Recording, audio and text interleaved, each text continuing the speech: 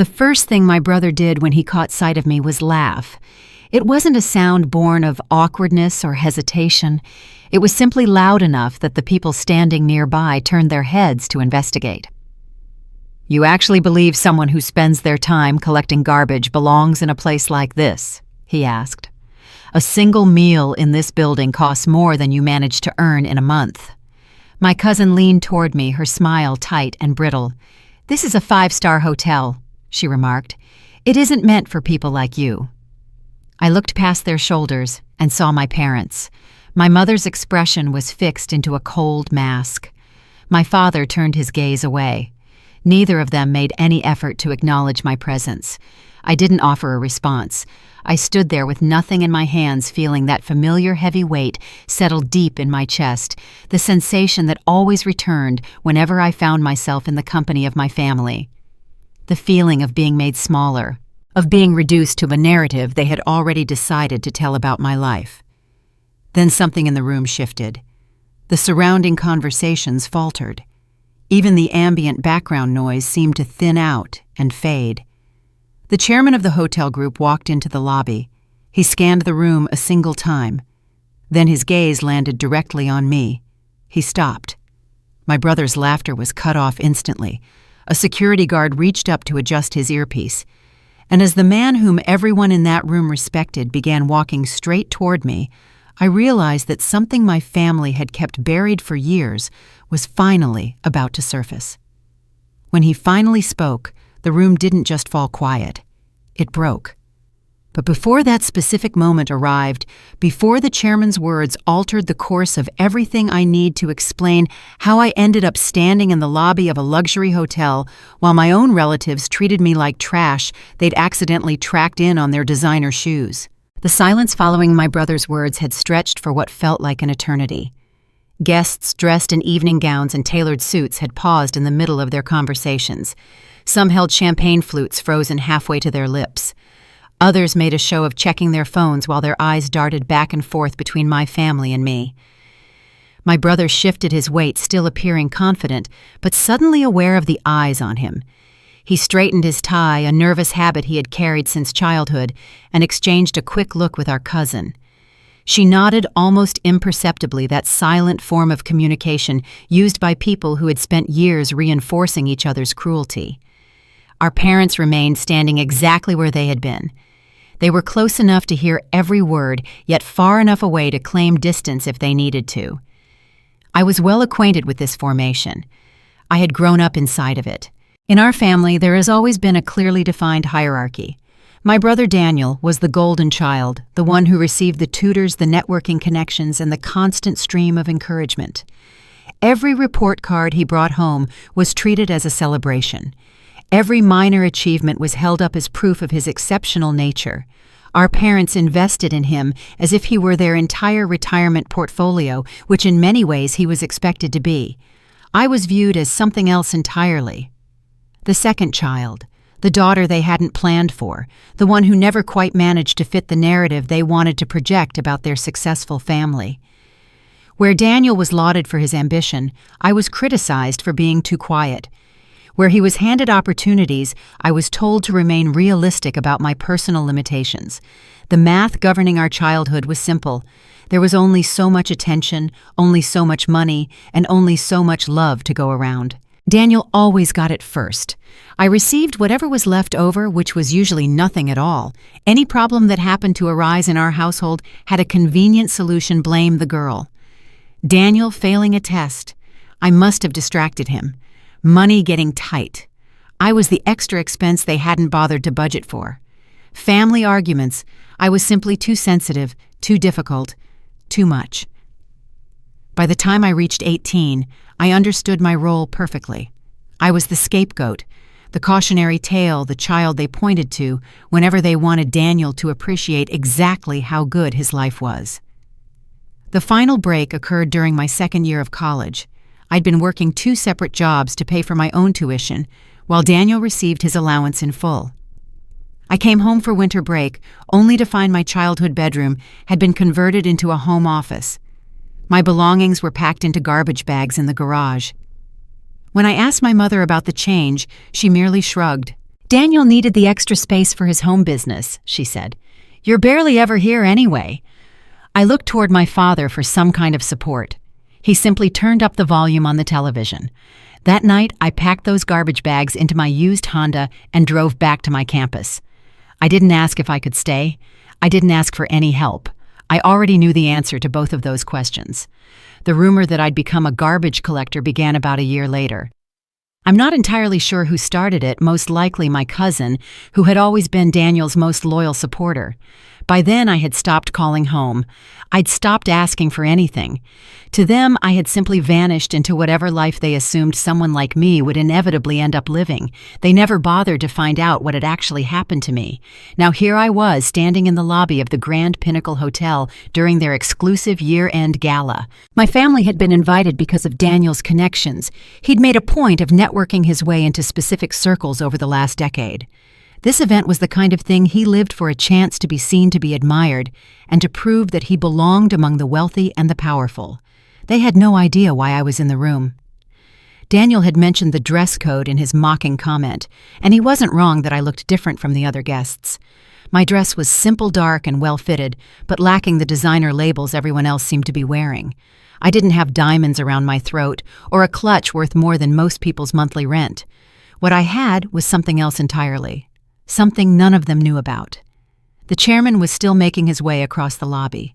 People stepped aside for him instinctively, the kind of deference that is born of real power, not just expensive clothes.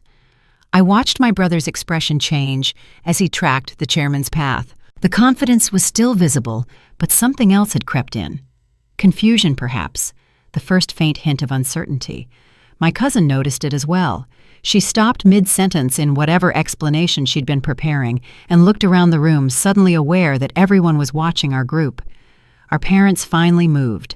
My mother took a small step backward, as if she could disappear into the crowd. My father's jaw tightened his tell for when he knew something had gone wrong, but didn't yet understand what it was. I remained exactly where I was. The chairman was close now. He was close enough that I could see his expression clearly. He wasn't smiling, but there was something in his eyes, recognition, maybe. Acknowledgement. The security guard who'd been reaching for his earpiece had frozen in place. He was looking at the chairman now, waiting for instructions, clearly confused about what was unfolding. I understood then that this night would not go the way my family had anticipated. For years they had written me out of their story. They had decided who I was and what I deserved to have. They had used their silence and their cruelty to make me small, to convince me that I was exactly what they said I was. But stories can be rewritten. The chairman stopped 3 feet away from me. The entire lobby held its breath, and in that moment, I knew that everything my family had believed about me, everything they had told themselves to justify the way they'd treated me, was about to be revealed for what it truly was: a lie. The chairman opened his mouth to speak, and I felt the weight of years pressing against my chest, not the old weight of shame and worthlessness, but something new, something that felt like the truth finally coming up for air. This night would change everything. Not because I had planned some dramatic confrontation, not because I had rehearsed speeches or prepared a revenge, but because I had simply shown up, and in doing so, I had walked right into the middle of their carefully constructed fiction about who I was. The first crack was already spreading through their story. The rest would follow. The chairman paused mid-step. Someone across the lobby called his name. A quick exchange occurred. A nod. Then he turned away, pulled briefly into another conversation near the entrance. Just like that, the moment loosened its grip on the room. I felt it immediately. My brother did too. His shoulders dropped. The tension drained from his posture, as if someone had silently reassured him that nothing had really changed. The music swelled again. Conversations restarted. Laughter returned to its proper volume. Whatever danger he'd imagined had passed. Daniel straightened his jacket and looked at me with renewed confidence. For a second there, he said quietly, sounding almost amused, "I thought you actually knew someone important." He glanced toward where the chairman now stood, surrounded by executives. "Guess not," he added. "People like him don't stop for people like you." My cousin stepped in smoothly, as if this were her cue. Her voice softened, not in a way that was kinder, just more controlled. "Look," she said, lowering her tone the way people do when they want to sound reasonable. "This is an invite-only event. These tables cost more than most people make in a year. I don't know how you got in, but this isn't really your space." She let her eyes move over me, my dress, my shoes, then flicked them away. "It's just awkward," she continued, "for everyone."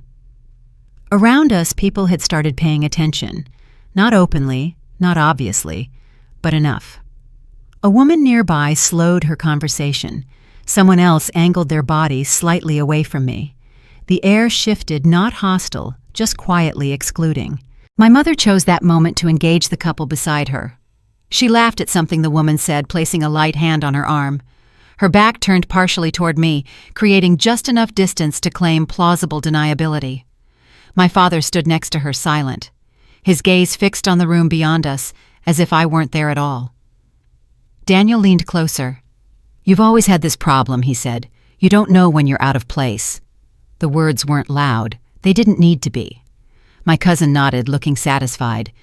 "This is a 5-star hotel," she said again, lightly. "They have standards."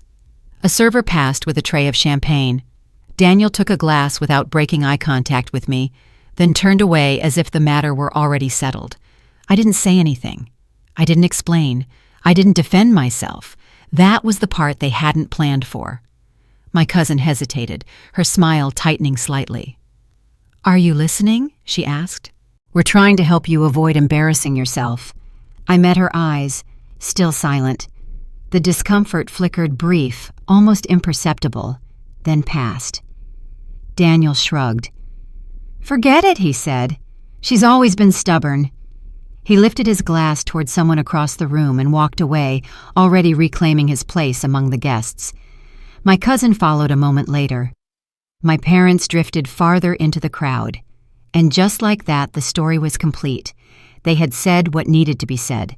They had framed the situation clearly enough for everyone else to follow. By the time the hotel staff began to notice me, I wasn't a person anymore, just a discrepancy, a quiet inconvenience, a security issue waiting to be resolved. The guard approached politely, professionally. "Ma'am," he said, lowering his voice. "We've had a few concerns raised. May I see your invitation?" I told him I didn't have one. He nodded, already moving to the next step. "In that case, I'll need to ask you to come with me. We can sort this out away from the main event. No accusations, no confrontation, no raised voices, just the smooth transfer of responsibility from family to system." I followed him, not because I had to explain myself, but because I understood something they didn't. They thought this was the end of the story. They had no idea they'd just handed it to someone who wouldn't play by their version anymore. They didn't take me somewhere hidden. That would have implied embarrassment. Instead, they led me to a space just off the main lobby, close enough that the music still carried far enough that I no longer belonged to the scene. A place designed to handle inconveniences without stopping the show. The security guard stopped beside a low partition and gestured lightly. "Please wait here." His voice was calm, neutral, the voice of someone following instructions rather than making decisions. I stood where he indicated.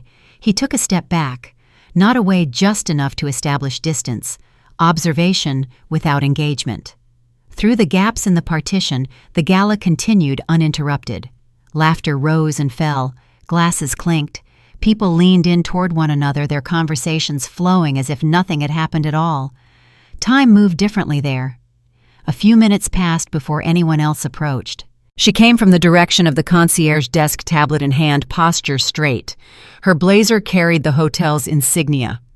Her expression was carefully composed, the kind worn by people trained to manage situations without absorbing them. "Good evening," she said. "I'm with event coordination." She didn't ask how I was. She didn't ask what had happened. Her eyes dropped to the screen in her hands. "There seems to be an issue regarding your presence at this event," she continued. "May I have your name?" I gave it. She typed, paused, scrolled. Then she tried again, slower this time. "I'm not seeing your name on our guest list," she said. "Were you invited as a guest of another attendee?" "No." She nodded as if that settled the matter. "This is a private function," she said.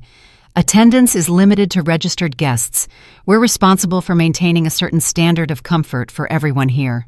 The sentence landed cleanly, efficiently, like a form being completed. "I'll need to ask you to step away from the event area." Behind her, the guard shifted his stance, not closer, just enough to make it clear that movement had been anticipated.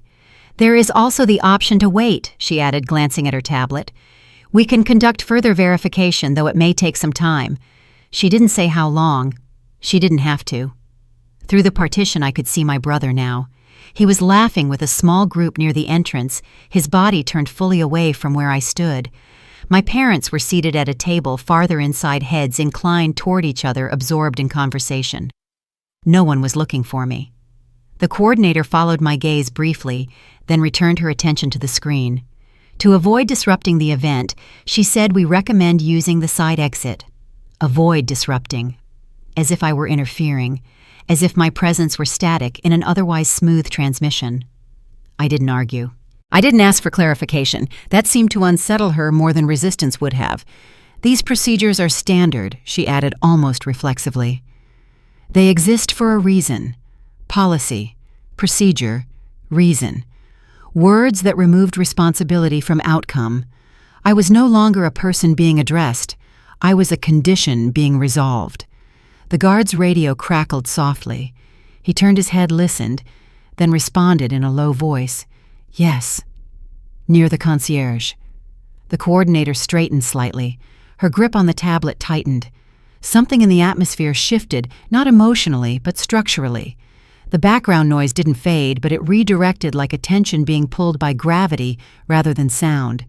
People moved aside in the lobby. The coordinator noticed it a half second before I did. She looked up. The chairman was approaching. He wasn't in a hurry. He didn't need to be.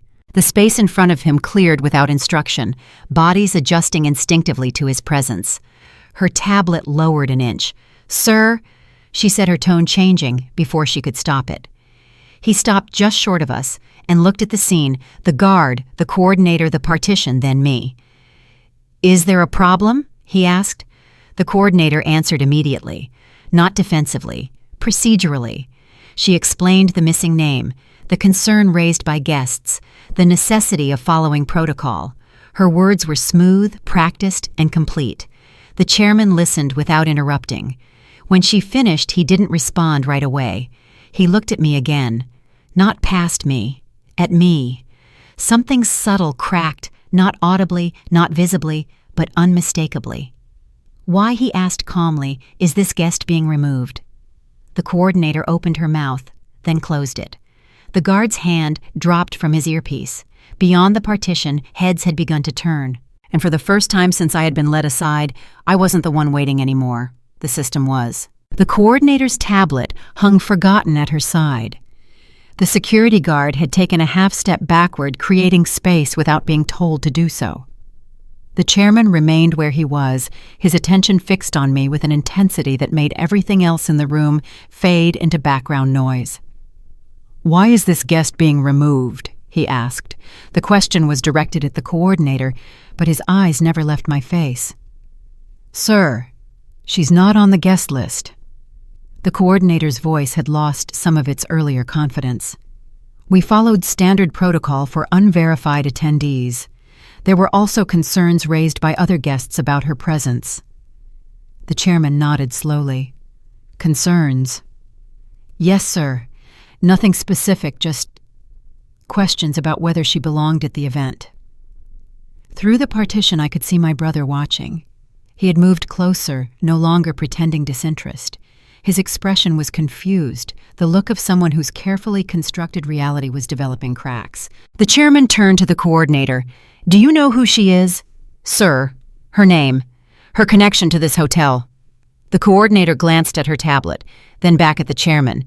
"She gave her name as Elena Marchetti.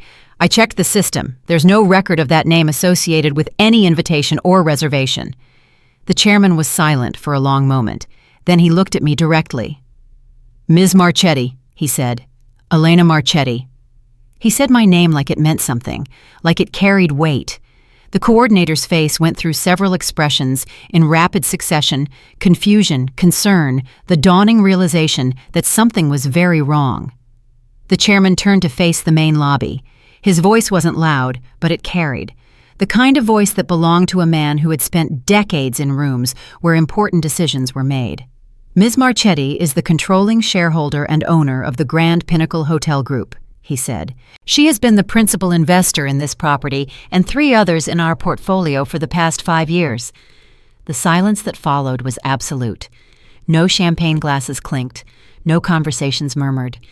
Even the background music seemed to pause, though I knew that was impossible. The coordinator's tablet slipped from her fingers and clattered against the marble floor. She didn't move to pick it up. The security guard's hand dropped away from his earpiece. He stood frozen, as if any movement might make things worse. Through the partition, I watched my family process what they had just heard. My brother's face had gone pale. The easy confidence that had defined him all evening had evaporated like morning fog. His champagne glass tilted in his grip, threatening to spill on his expensive shoes. My cousin had stopped moving entirely. Her smile, that practiced social smile she wore like armor, had vanished. In its place was something raw, something unguarded. My mother had brought her hand to her throat, a gesture I remembered from childhood, one she made when she was genuinely shocked rather than performing shock for effect. My father finally looked at me. For the first time in years, he actually looked at me. The chairman continued speaking, but I could barely hear him through the rushing in my ears. He was saying something about apologies, about internal reviews, about ensuring this kind of situation never happened again. The coordinator bent to retrieve her tablet. Her hands were shaking. None of it mattered. What mattered was the silence, the heavy, profound silence that had fallen over the gala like a shroud. 20 years of being dismissed. 20 years of being told I was nothing, would never be anything, should know my place and stay there. 20 years of my family writing me out of their story, reducing me to a cautionary tale they told each other to feel better about their own choices. All of it had been based on a lie they'd constructed, and believed with such conviction that they'd never once thought to question it. I didn't say anything. There was nothing to say. The truth had spoken for itself. The chairman was gesturing to his staff now. People were moving the coordinator, the security guard, other employees who had appeared from somewhere. They surrounded me, not with hostility, but with the sudden deference that comes when power dynamics shift without warning. Someone was apologizing. Someone else was offering to bring me anything I needed. I barely heard them. All I could see was my family standing on the other side of that decorative partition like exhibits in a museum, frozen in the moment of their own undoing. My brother opened his mouth as if to speak, then closed it again. What could he possibly say? What words existed to bridge the gap between garbage collector and hotel owner? The answer was none. There were no words. There was only this moment stretching out like taffy, while everyone in that lobby recalculated everything they thought they knew. The chairman touched my elbow, a light, respectful gesture. "Ms. Marchetti, if you'd like to relocate to a more private area, we can arrange that immediately." I found my voice somewhere in the chaos of my own thoughts. "No," I said. "I'd like to stay here." He nodded, as if this was exactly what he'd expected. "Of course." The music resumed. Conversations started again, quieter now, more self-conscious. People were still watching, but differently. The woman who had whispered about me earlier was now carefully avoiding eye contact. I remained where I was. Not because I wanted to gloat, not because I needed to see my family suffer, but because for the first time in my life, I was standing in the center of a room instead of being pushed to its edges, and I wasn't going to give that up just because other people were uncomfortable. The chairman had moved away to handle the fallout. Staff members were repositioning, probably preparing to pretend the last 10 minutes hadn't happened. Through the partition, I watched my brother take an unsteady step toward me, then stop. Something in my expression, or perhaps in the new reality we all suddenly inhabited, told him that now was not the time. He stayed where he was. And I realized with a clarity that felt almost physical that I had just received something I never knew I needed. Not revenge, recognition, the acknowledgement that I existed, that I mattered, that I was not and had never been the person they'd decided I was. My family had spent 2 decades trying to make me disappear. Tonight, the whole room had finally seen me. The minutes that followed the chairman's announcement moved strangely. Time seemed to stretch and compress at random intervals, leaving me uncertain how long I had been standing in the same spot. Around me, the Gala had resumed its elegant facade, but something fundamental had shifted. The conversations were more muted now. People moved through the space with a new awareness, as if the floor itself had become unstable and might shift again without warning. I watched the staff reorganize themselves with practiced efficiency. The security guard who had asked to see my invitation had repositioned himself near the main entrance, his back straight, his eyes carefully avoiding my direction. The coordinator who had explained the hotel's policies was nowhere to be seen called away, perhaps to explain how such a significant oversight had occurred. The partition that had separated me from the main event had been quietly removed. I now stood in full view of everyone, though most people suddenly seemed very interested in their champagne or their companions or anything else that allowed them not to look at me directly. My brother had moved to the far side of the lobby. He was speaking to someone or pretending to speak to someone, but his body language was all wrong. Gone was the expansive confidence, the easy dominance of space. He stood with his shoulders slightly hunched, his gestures smaller, his voice lower. When he laughed at something, his companion said the sound was forced, a performance that had lost its audience. My cousin had attached herself to a group near the hors d'oeuvres table. She was talking quickly, her hands moving in that way they did when she was nervous. The people around her were polite but distant, smiling, without warmth, nodding without engagement. The invisible rankings that governed events like this had been reshuffled, and everyone was still figuring out where they stood. Whoa. I saw one of her acquaintances glance toward me, then back at my cousin. A quick calculation behind the eyes. Then she excused herself from the group and walked away. My cousin was left standing alone with her plate of untouched appetizers. My parents had retreated to a corner near the coat check.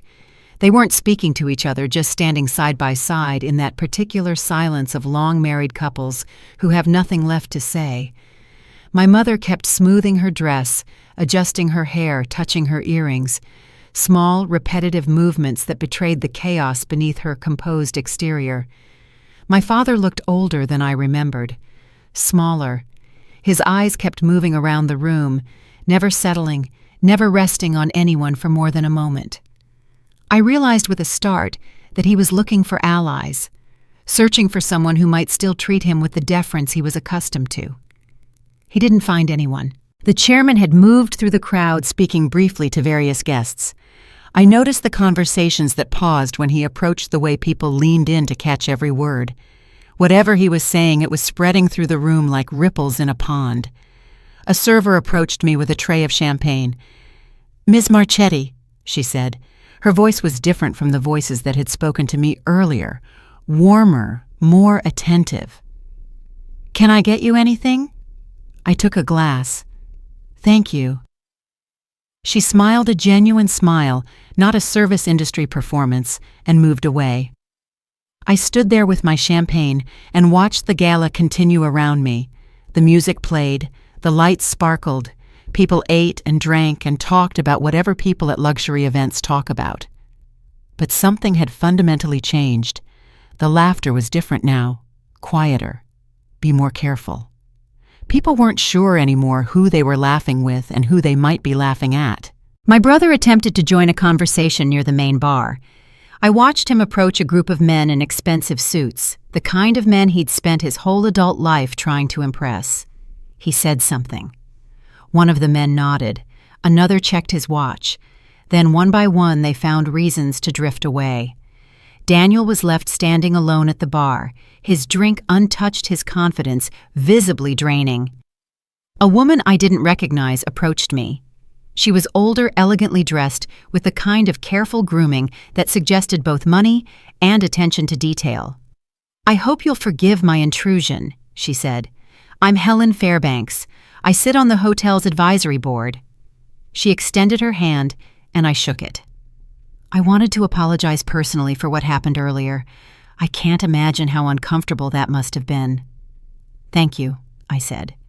She lingered, clearly hoping for more conversation. I didn't give her any. After a moment, she nodded a gesture of acknowledgement rather than farewell and moved away. I understood what was happening. The social machinery of the event was recalibrating. People were figuring out the new landscape, positioning themselves accordingly. Helen Fairbanks wasn't apologizing because she felt genuine remorse. She was apologizing because it was the smart thing to do. That was fine. I hadn't come here looking for sincerity. The chairman approached again. He had a way of moving through crowds that parted people without seeming to push them, the kind of presence that came from decades of authority. "The program will resume shortly, Kat," he said. "The presentation, the awards. I'll be making some remarks." He paused. "I wanted to give you the option of being acknowledged publicly if you'd like, or we can handle things more quietly. It's entirely your preference." I thought about it. "Quietly," I said. He nodded, as if this was the answer he'd expected. "Of course." He moved toward the stage area where someone was testing a microphone. I found myself alone again, which was exactly what I wanted. From across the room, my brother caught my eye. For a moment, we just looked at each other. There was no mockery in his expression now, no condescension, just a kind of bewildered incomprehension, like a man who had woken up in a world that operated by entirely different rules than the one he'd gone to sleep in. He looked away first. The formal program began. People took their seats at the white-clothed tables. The chairman made his remarks gracious, professional, without any mention of the evening's earlier drama. My family sat at their assigned table near the middle of the room. From where I stood, I could see the empty spaces around them, chairs that might have been occupied by people who had suddenly found reasons to relocate. The awards were presented, speeches were made.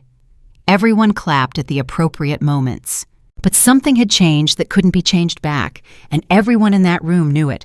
The gala ended with the usual rituals of farewell: handshakes and air kisses, promises to call the general drift toward coat checks and waiting cars.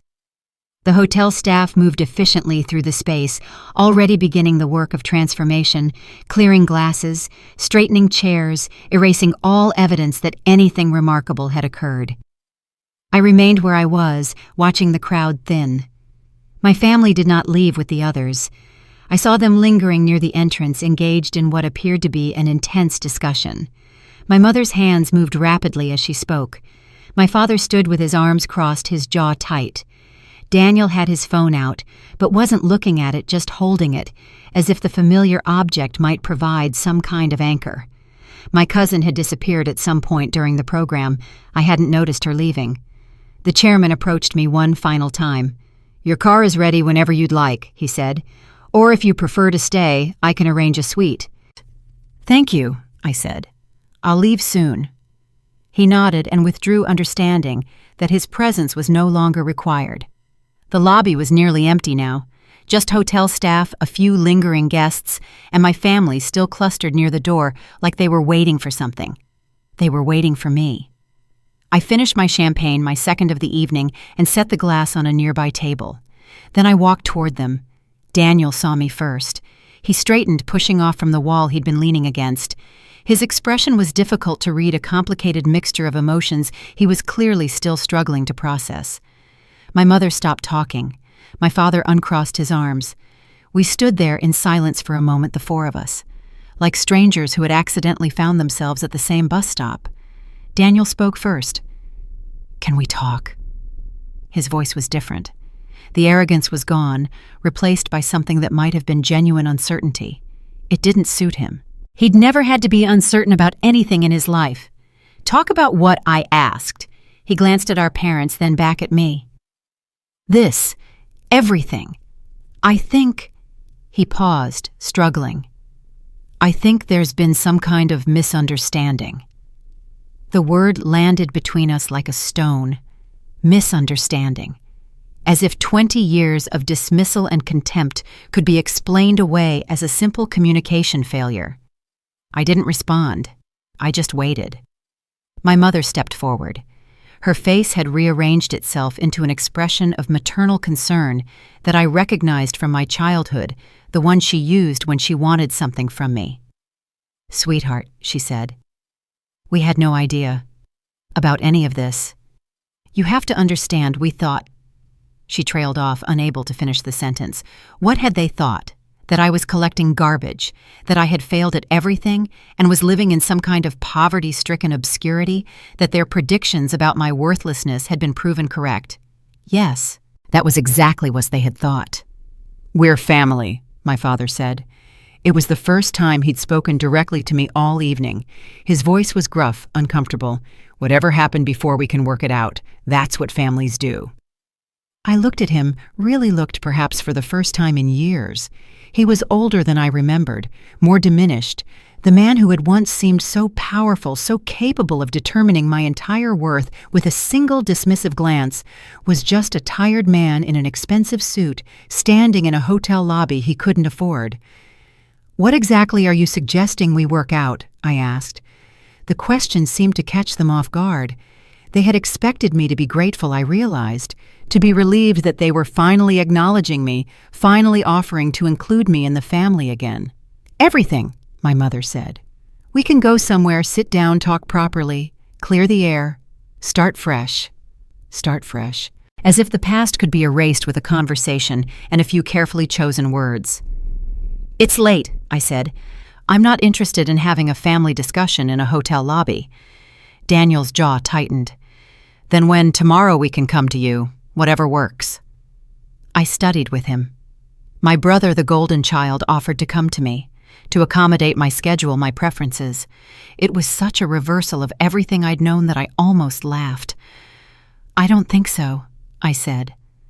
The silence stretched. "What do you mean?" My mother's voice had lost some of its warmth. "We're trying to make things right here." "Are you?" The question hung in the air. No one seemed to know how to answer it. "We didn't know," Daniel said again. "If we had known—" "If you had known what?" I interrupted. "That I wasn't collecting garbage, that I had money, that I owned this hotel." I shook my head. "What difference would that have made?" He opened his mouth, then closed it. That was the answer, of course. If they had known I was successful, they would have treated me differently. Not because they regretted the way they'd treated me, but because wealth and power commanded a different kind of respect, the same respect they were trying to show me now.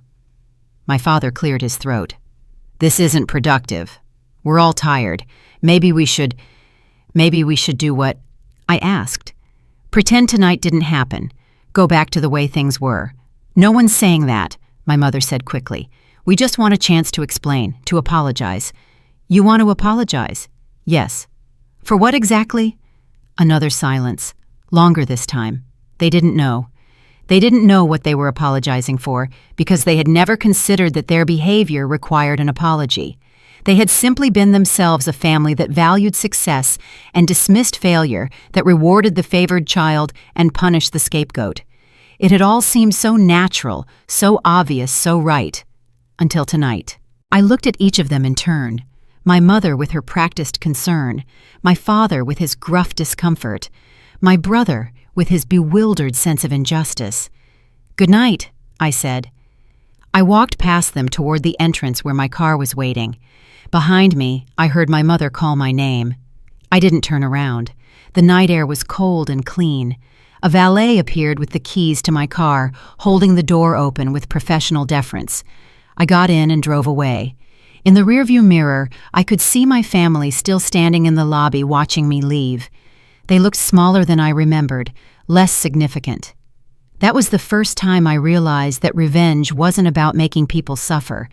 It was about refusing to let them define you anymore. In the days that followed the gala, I returned to my normal life. I had work to do, properties to manage, decisions to make, the ordinary business of running a company that had grown far beyond what I'd imagined when I started it. The hotel incident receded into background noise, a story that would be told at dinner parties, analyzed over coffee, eventually forgotten. But for my family, the aftermath was just beginning. I heard about it secondhand through the network of acquaintances and business contacts that overlapped with their social circle. The hotel world was surprisingly small, and gossip traveled through it like wildfire. The first signs appeared within a week of the gala. Daniel had been positioning himself for a partnership at his firm for the past 2 years. He had done everything right, brought in clients, worked the long hours, cultivated relationships with the senior partners. The announcement was supposed to come in January. The announcement didn't come. Someone told me he had been asked to step back from a major account. Another person mentioned that his mentor at the firm had suddenly become unavailable for their usual lunches. Small things individually. Together they formed a pattern.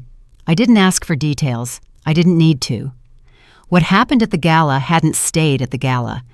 The story of the man who had mocked his own sister, called her garbage, tried to have her removed from her own hotel, had spread through exactly the kind of circles Daniel had spent his career trying to penetrate. The wealthy and powerful didn't like embarrassment.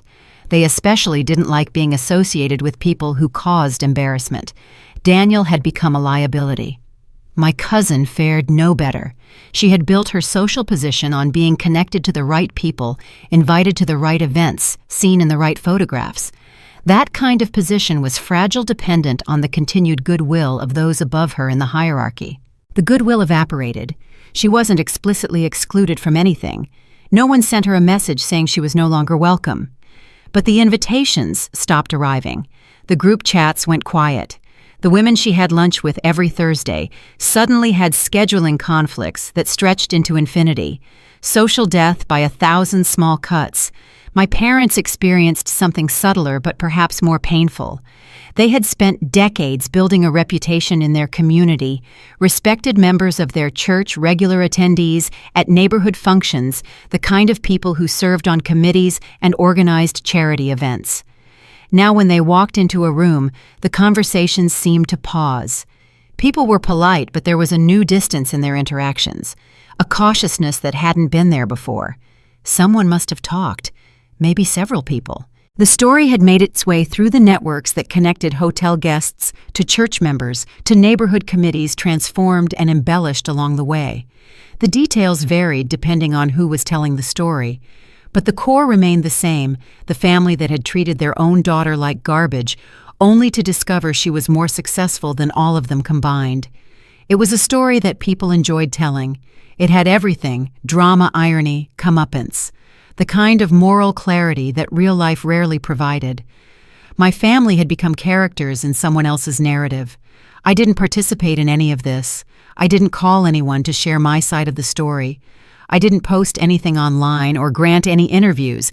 I simply continued with my life, making decisions about my business, meeting with my staff, doing the work that had built everything I had.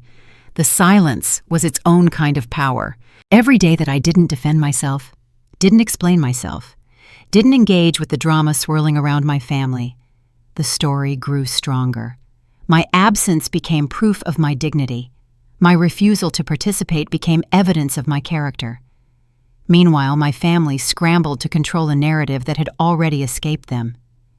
Daniel tried to reframe what had happened at the gala. It was a misunderstanding, he told people. Family tensions, nothing serious. He and his sister had already reconciled. Everything was fine. But everything was not fine, and everyone knew it. My cousin attempted a different approach, leaning into the drama, positioning herself as the wronged party somehow. She dropped hints about childhood rivalries, about jealousy and resentment, about the damage that success could do to family relationships. It didn't work. People saw through the performance. My parents retreated into a silence of their own. They stopped attending the social functions they had once dominated. They stopped volunteering for committees. They stopped answering questions about their daughter with vague deflections and started simply not answering at all. I heard that my mother had been crying, that my father had developed trouble sleeping, that the tension in their house had become unbearable with Daniel and my cousin coming and going at all hours, arguments erupting over what to do, how to fix things, who was to blame. I felt something when I heard these things, but it wasn't satisfying. It was more like the quiet recognition that actions had consequences, that the story my family had told about me for 20 years, that I was worthless, disposable, not worth their attention, had been a choice. And choices had costs. They were paying those costs now. I didn't feel victorious. I didn't feel vindicated. I just felt tired. The weeks stretched into 2 weeks, then 3. The holidays approached. I made my own plans, quiet, solitary, exactly what I wanted. My phone remained silent. My family had finally stopped calling. The first message arrived on a Tuesday, 3 weeks after the gala. It was from my mother. Short, carefully worded, the kind of message that had clearly been drafted and redrafted multiple times. "I miss you. Can we please talk?" I read it once, then set my phone aside. The second message came 2 days later. This one was longer, with more of the emotional manipulation I recognized from childhood. "I know things haven't always been perfect between us, but you're still my daughter. I think about you every day. This distance is breaking my heart. Please just give me a chance to explain." I didn't respond to that one either. The messages kept coming. My mother had always been good at persistence. She referenced her health, vague mentions of doctor's appointments, of not sleeping well, of the stress taking its toll. She talked about family, about the importance of forgiveness, about how much time had already been wasted. Not once did she acknowledge what had actually happened. Not once did she mention the years of dismissal, the cruel remarks, the systematic campaign to make me feel worthless. In her version of events, there had simply been a regrettable distance between us that she was now trying to bridge. The illness of the past had become a mutual misunderstanding equally shared. I recognized this technique. I had seen it deployed my entire life. Whenever my mother caused harm, she rewrote the narrative to position herself as the victim. The injury became something that had happened to both parties equally, or sometimes somehow to her more than anyone else. After a week of unanswered messages, Daniel tried a different approach. He called. I let it go to voicemail. His message was brief, businesslike. He wanted to meet, he said. Not to rehash the past, but to discuss the future. There were things that needed to be resolved, practical matters. He was sure we could find a way forward that worked for everyone. I understood what he was really saying. The social fallout from the gala had reached a point where he needed something from me. A public reconciliation, perhaps. A photo of the family together, happy and unified. Something to counter the story that had been spreading through his professional circles. He wasn't apologizing. He was negotiating. I didn't return his call. My father's contribution came a few days later, relayed through my mother. He wanted her to know that he was sorry, that he had been thinking a lot about the past, that he hoped we could move forward. It was notable that he hadn't said any of this directly. He had sent his apology through an intermediary, keeping himself at a safe remove from actual accountability. Some things never changed. Then came the intervention. I don't know who organized it, probably my mother with support from my cousin and various family friends. The basic strategy was to approach me through third parties, people who might have some influence, some connection that could be leveraged. An aunt I hadn't spoken to in years reached out to remind me that family was the most important thing. A former neighbor called to say she had heard about what happened and thought it was such a shame that families sometimes had these little disagreements. A business acquaintance, someone I had met exactly once at a conference, sent an email suggesting that perhaps I was being too hard on my relatives. Everyone made mistakes, she wrote. Holding grudges only hurt the person holding them. I marveled at the coordination of it all. My family had mobilized an entire network of people to deliver the same basic message: I was being unreasonable. I was letting the past control me. I was the one causing the rift by refusing to forgive and forget. It was exactly the kind of campaign they would have run. Turn the victim into the perpetrator. Make my boundaries look like aggression. Position their desire for reconciliation as the moral high ground and my refusal to engage as the problem. I didn't respond to any of it. The messages slowed, then stopped. A different kind of communication began. My mother's texts became shorter, more plaintive. I'm trying, she wrote. I don't know what else to do. I love you. Daniel's attempts became more aggressive. He left a voicemail threatening to show up at my office if I continued to ignore him. He wanted to know what I wanted from them, what it would take, what the price of forgiveness was. He didn't understand that there was no price.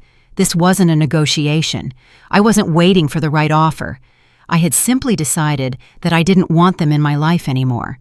That decision had been forming for years, long before the gala. The events of that evening had just crystallized it, given it a shape and a weight that couldn't be ignored. For 20 years, my family had chosen to see me as worthless. They had constructed an entire narrative around my inadequacy and failure, and they had clung to that narrative even when presented with evidence to the contrary. They had laughed at me in a crowded lobby, tried to have me removed from my own hotel, and then acted surprised when I didn't immediately welcome them back into my life. That wasn't something that could be fixed with an apology. It wasn't something that could be fixed at all. The last communication from my family came a month after the gala. It was an email from my brother copied to our parents. He wrote that they had given me space. They had respected my need for time. But they were my family, and that had to mean something. He demanded a response, yes or no, in or out. They needed to know where they stood. I read the email twice. Then I typed a single word, no, and I moved on. The consequences when they came were precise. I learned about them the way I had learned about everything else through the quiet network of professional contacts that connected my world to my family's. Not gossip exactly, just information. The kind of information that people shared when they thought it might be relevant. Daniel lost the partnership. The announcement came in late January, exactly when he had expected to be celebrated. Instead, he received a meeting with the senior partners, a closed-door conversation that lasted 45 minutes and ended his trajectory at the firm. They didn't fire him. That would have been too direct, too actionable. Instead, they restructured his role, reassigned his clients, and reduced his visibility. They made it clear in the way that corporations make things clear that his future with the firm had reached its ceiling. He resigned 2 weeks later.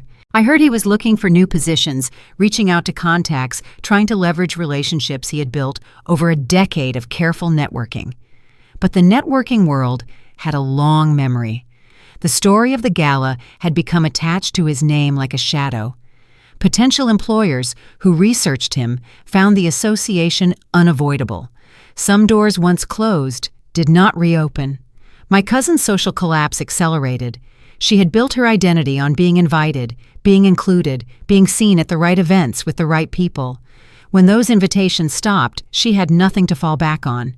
I heard she had tried to organize her own events, small gatherings, intimate dinners, the kind of things that might rebuild her social capital slowly. But the people she invited had excuses. Scheduling conflicts, prior commitments, the polite evasions that communicated without saying directly that she was no longer worth the time. She moved away eventually. Somewhere in Arizona, I think. A fresh start in a place where no one knew the story. My parents' decline was slower but more complete. They had spent 30 years building a life in their community, a house they were proud of, a church where they were known, a network of neighbors and friends who saw them as successful, respectable, admirable. All of it rested on reputation. And reputation, once damaged, was nearly impossible to repair. The church friends stopped calling. The neighbors became polite but distant. The invitations to community events dried up. My parents found themselves increasingly isolated in the house they had once shown off to everyone who would look. I heard my father had tried to reconnect with old colleagues, people from his working years, who might not have heard the story. But everyone had heard the story. In the age of social media and instant communication, there was no escape from the narrative that had attached itself to their name. The parents who had thrown away their daughter. The family that had mocked her in public, the people who had chosen cruelty and been rewarded with consequences. It was the kind of story that stuck. I didn't orchestrate any of this. I didn't make phone calls or send emails or pull strings behind the scenes. I simply lived my life, ran my business, and let the consequences unfold on their own. That was perhaps the most remarkable thing. I had done nothing to my family. I had simply stopped protecting them from themselves. For years, my absence from their lives had shielded them from scrutiny. No one had asked difficult questions about their missing daughter because I wasn't around to prompt those questions. They had been free to tell whatever story they wanted, and the story they told made them look good. Now I was visible. Now people know the truth. And the truth was harder to spin than fiction. My mother tried one more time to reach me. She showed up at my office building, waited in the lobby for 3 hours, and was eventually escorted out by security. I wasn't there that day. I was at a different property dealing with normal business concerns. But I heard about it afterward. She had been crying, my receptionist told me. She had begged to see me just for a few minutes, just to explain. I felt something when I heard that. Not satisfied. Something more like grief. The mother I had wanted, the one who would have protected me, believed in me, loved me unconditionally, had never existed. The woman crying in my lobby was a stranger wearing my mother's face, a person I had never really known, and who had never really known me. There was no reconciliation possible because there was nothing to reconcile. We hadn't had a relationship that went wrong. We had never had a relationship at all. That was the truth that hurt most. Not that my family had treated me badly, but that they had never seen me clearly enough to treat me any particular way.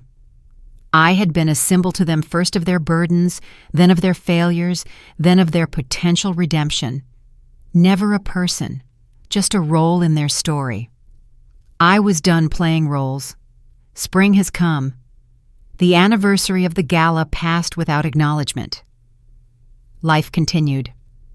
My family still existed, somewhere struggling, rebuilding, probably telling themselves a version of events that made them the victims. I didn't know the details, and I didn't seek them out. What I knew was this: the consequences they faced were not punishments I had imposed. They were simply the natural results of their own choices finally catching up with them after years of delay. That was how justice worked sometimes. Not dramatic confrontations or tearful apologies, but the slow, steady accumulation of cause and effect. They had planted seeds for 20 years. Now they were harvesting what they had grown. The request for a meeting arrived through my assistant with a note of desperation that was impossible to mask. Daniel promised it would be brief, essential, and mutually beneficial. I didn't reply immediately. I let his name sit in my inbox for 3 days, watching it lose its power to provoke even a flicker of anxiety in me. We met at a nondescript diner on the edge of the city, a place where long-haul truckers grabbed breakfast, and the air smelled of industrial cleaner and cheap grease. There were no crystal chandeliers here, no wine lists, and no audience for Daniel to perform for. When I walked in, Daniel looked significantly different. His suit was still high-end, but his posture had collapsed. He was staring into a plastic foam cup of black coffee, as if looking for a script to save his life. He stood up abruptly when I sat down, then sank back fidgeting with a plastic stirrer. "I'm not here to argue," Daniel started. It was a classic opening a defensive wall built before the first shot was even fired. "I've been doing a lot of thinking lately. About growing up. About how things were handled. I realize now that I was given a head start that I never questioned." I didn't nod. I didn't offer a sympathetic smile.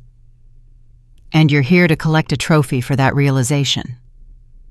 Daniel flinched. He cleared his throat, trying to regain the polished persona he had used to climb the corporate ladder. "Things have become difficult, Elena. My firm, they're asking questions about my personal character after that night at the gala. My lead partners are distancing themselves. And our parents, they can't even go to the grocery store without feeling the weight of the neighbors' stares." He leaned forward, lowering his voice into a conspiratorial whisper. "If we could just be seen together. A charity photo op or even just a public lunch at a high-profile spot. We could frame the gala incident as a family misunderstanding, a private joke that went too far. It would clear the air for everyone." "A joke," I repeated.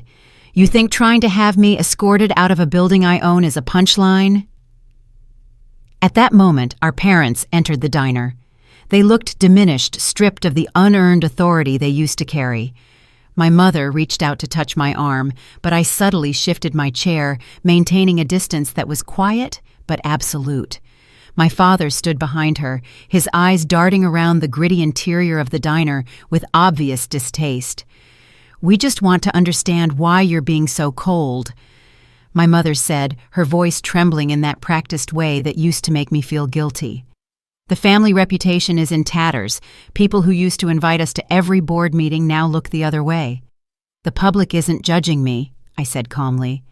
"They are judging the truth of how you treated me. You aren't worried about the rift. You're worried about the optics." My father spoke up, his voice gravelly and strained. "Is a simple public appearance too much to ask? We are family, Elena. Blood is thicker than water." "Blood doesn't mean much when you used it to write me out of your life for 20 years, I replied, placing my own coffee money on the table. I didn't want them to pay for so much as a drop of water for me. Daniel's hand tightened around his foam cup until it buckled. "You're being incredibly selfish. You'd let my career and our parents' dignity go up in flames just to nurse a grudge. I looked him directly in the eye. I'm not burning anything down, Daniel. I'm simply refusing to provide the water to put out a fire you started yourselves. You don't want a relationship, you want a PR campaign, and I'm not for sale. I stood up and walked toward the door. I didn't look back to see if they were following. Behind me, there was only the silence of 3 people realizing that the one person they had spent a lifetime diminishing was finally irrevocably out of their reach. A month passed after the diner meeting. Then 2. The digital noise from my family, the frantic texts from Daniel, and the manipulative emails from my cousin gradually faded into a flat, heavy silence. It wasn't the aggressive silence they used to punish me with when I was a child. This was the silence of people who had run out of cards to play. I threw myself into the expansion of the Marchetti Group. We were eyeing a new property in Seattle, and the due diligence required my full attention. My days were filled with architectural blueprints, revenue projections, and meetings with city officials. In this world, the rules were clear. You were judged by your results, not by a narrative created by people who didn't understand your worth. One evening while staying in the penthouse of the Grand Pinnacle, the landline in my suite rang. It was late past 11:00 p.m. I looked at the caller ID. It was a local hospital in our hometown. I picked it up. It wasn't about an accident or a tragedy. It was my mother. She had been admitted for a stress-related episode. The nurse on the other end was professional but curious, likely wondering why the primary contact on the emergency form sounded so distant. "She's asking for you," the nurse whispered. "She's been calling your name since she was admitted." I thanked the nurse and hung up. I didn't rush to the airport. I didn't feel a surge of panic. Instead, I felt a quiet clinical observation of the situation. My mother had spent decades using her health as a tether to pull people back into her orbit. An hour later, a voicemail appeared on my personal phone. I played it while looking out at the city skyline. She didn't sound like the woman who had stood in the lobby a year ago mocking my simplicity. She sounded brittle. The arrogance had been stripped away, leaving only a hollow, vibrating fear. "Elena," she began, her breath hitching. "I'm looking at the walls of this room and realizing that no one is coming. Daniel is busy trying to save his own skin. Your father he's just gone quiet. I keep thinking about the day you left for college. I remember seeing you pack those trash bags into your car, and I remember feeling glad because the house would be quieter. I was wrong. The silence has been deafening ever since." She paused, a long, ragged sound of someone finally facing their own reflection. "I'm sorry. Not for the reputation, not for the gala. I'm sorry because I had a daughter who built a kingdom, and I was too small-minded to even see her standing in front of me. Please, just answer once." I listened to the message twice. The old Elena, the girl who lived in the garage, wanted to pick up the phone. She wanted to hear the word love, even if it was a lie. But the woman I was now knew better. Love isn't a feeling you have when you're cornered in a hospital bed. It's the series of choices you make when you have all the power. For 20 years, her choice had been to diminish me. I hit the delete button. I didn't do it out of malice.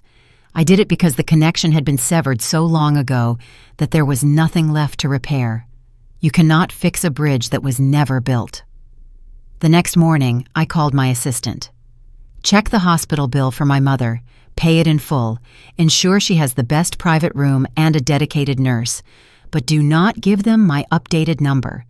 I would provide the care they needed because I was capable and because I had the means, but I would not provide my presence.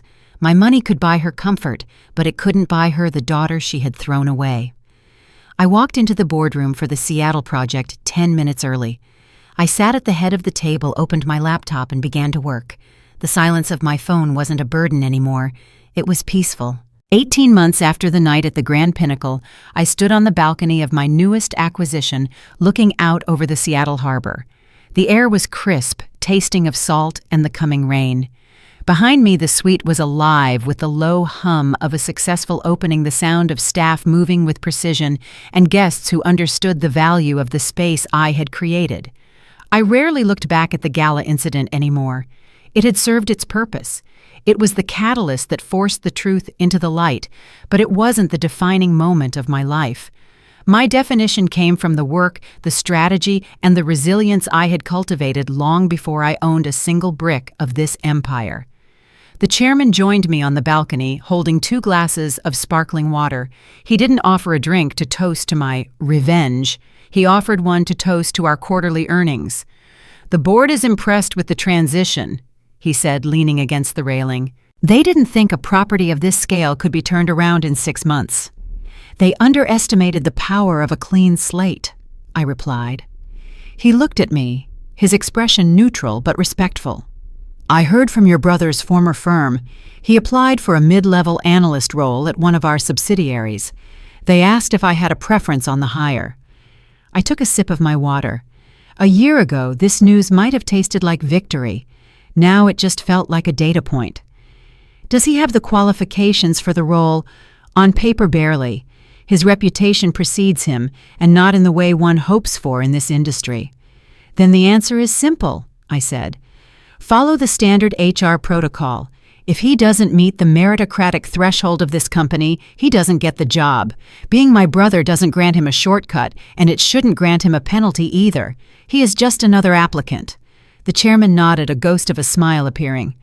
"Fair enough." When he left, I stayed out in the cold for a few more minutes. I thought about the word family.